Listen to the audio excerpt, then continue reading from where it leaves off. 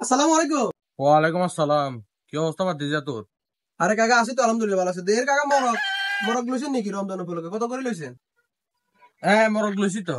মরকের দাম তো বেড়া কি পরিমাণ! 5,000 টাকা গেছিল, পরের লাভে লিয়ে আলেছি 2,000 টাকা। ইজ্জা 1,000 করে দুগো 2,000। ওরে মিয়া এখন 2000 টাকার মরক নি মিয়া। তুমি 800 টাকা করে মিয়া বাজারে বেচে মিয়া। আই হবে উরুগা লইছি মিয়া। আর তুমি তো বেশি লই গেছে কাকা। হাই হাই হাই রে। কি কর তুই? তোদেরকে আসলে নি। হাসা হাসাই কাকা আমরা ঠকি গেছেন। এই যে বাইজান আমার খবর আছে মিয়া জান। আসসালামু আলাইকুম। ওয়ালাইকুম সালাম। ভাতিজা মরক এখন 2,000 দিয়ে লইছি। অন কিয়া ঠকি গেছি নি কেন? কন্নে তো লইছেন? শোনাই তুই না ভাতিজা। আমরা সরাসরি দেখে বুঝা তো আমরা চুরি করি আনছেন।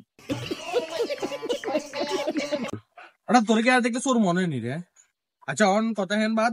অন কিরকম হচ্ছে মানে 2,000 দিয়ে কিনছি লাভ হচ্ছে।